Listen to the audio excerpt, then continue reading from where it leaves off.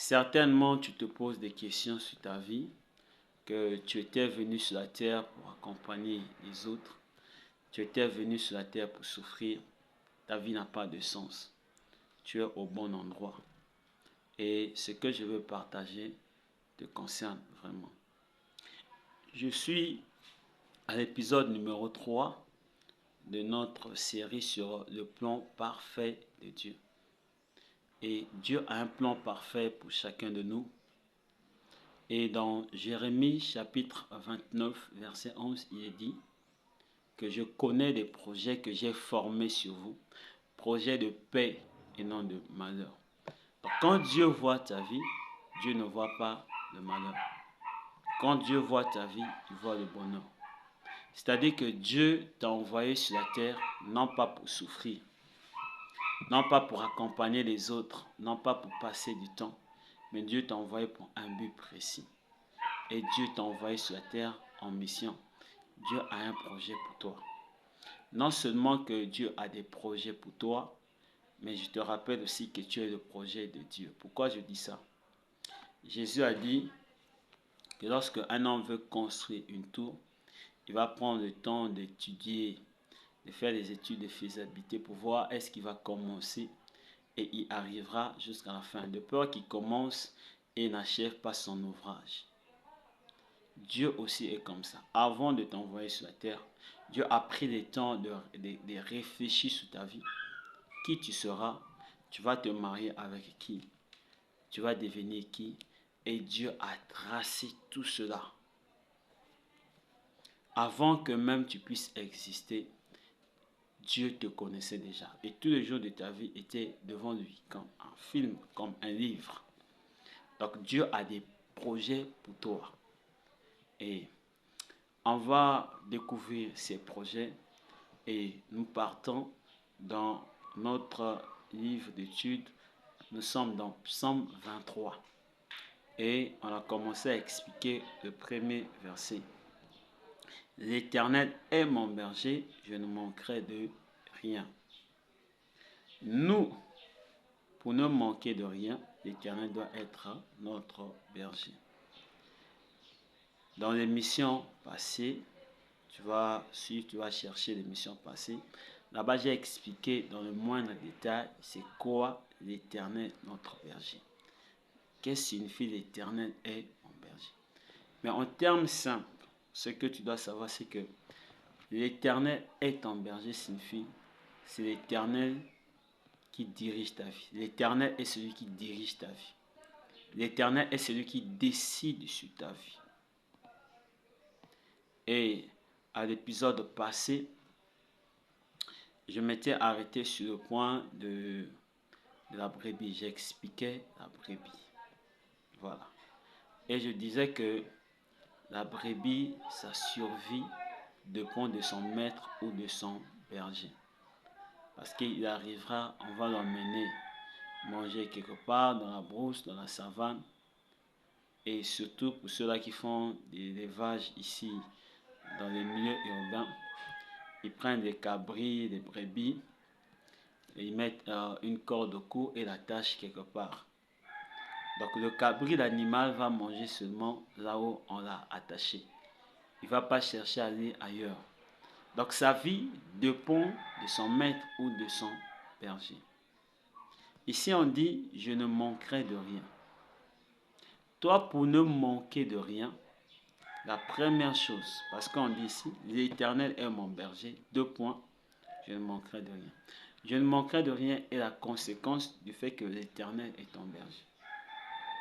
Tu dois décider toi-même de manière volontaire à ne plus décider de ta vie, à laisser Dieu décider de ta vie, à ne plus toi-même prendre des engagements sur ta vie, mais à prendre des engagements sur la base de la parole de Dieu, à prendre des engagements sur la volonté de Dieu, à suivre ce que Dieu t'a dit dans les rêves, ce que Dieu t'a dit dans les visions, ce que Dieu t'a dit dans sa parole, ce que Dieu t'a dit à travers les pensées qu'il fait monter en toi.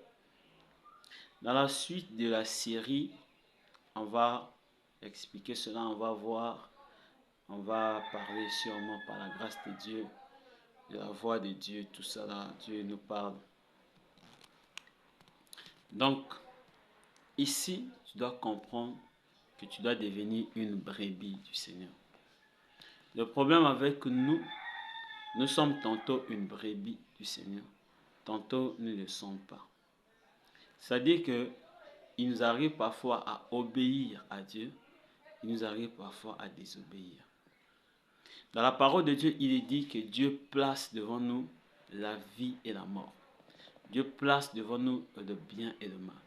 Et il nous demande d'obéir, il nous demande de choisir le bien, de choisir la vie, afin que nous puissions vivre, nous et nos enfants. Donc Dieu ne va pas nous forcer des choses. Mais Dieu voudra que nous puissions coopérer de manière volontaire, nous puissions travailler avec lui pour vivre le plan parfait qu'il a chacun de nous. Donc ici, mon frère, ma soeur, tu dois comprendre que tu dois arrêter de décider sur ta vie. Et Dieu doit devenir celui qui décide sur ta vie. Quand Dieu devient celui qui décide sur ta vie, comme conséquence, tu ne manqueras de rien. Il y a encore beaucoup de choses à dire sur la brebis, sur l'Éternel est mon berger. Mais c'est que la brebis, c'est quelqu'un qui est docile. Donc, c'est-à-dire, tu dois devenir souple entre les mains de Dieu. Tu dois devenir simple. Parce que non, on pense qu'on est plus intelligent que Dieu.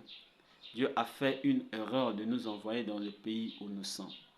Dieu a commis une faute de nous mettre dans cette famille dans laquelle nous sommes nés. Non. Dieu ne se trompe pas. Dieu ne commet pas d'erreur. Ce qu'il fait est bon et parfait. La brebis, c'est l'image aussi de celui qui est, comme je viens de dire, docile. Donc tu dois devenir soumis ou soumise. Tu dois te soumettre à Dieu.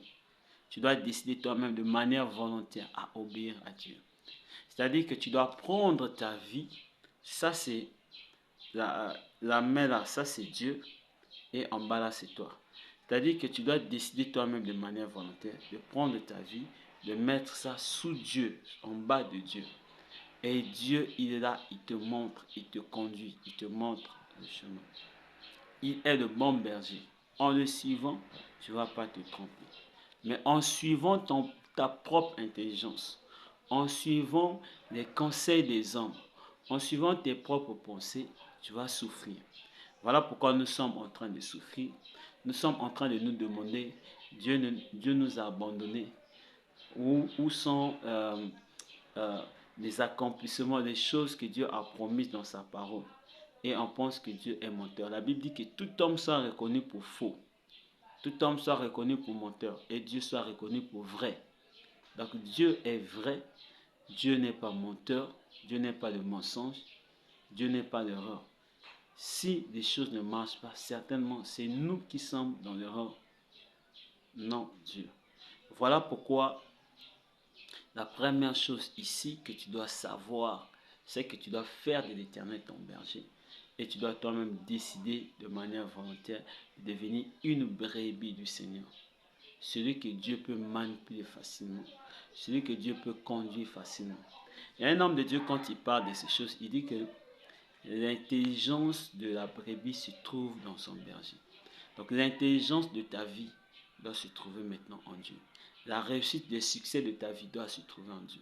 Lorsque tu arrives à cela, tu vas commencer à vivre une vie où tu ne manqueras de rien. Je suis Théodali de Cèdre, par la grâce de Dieu pasteur. On se voit à la suite de cette série.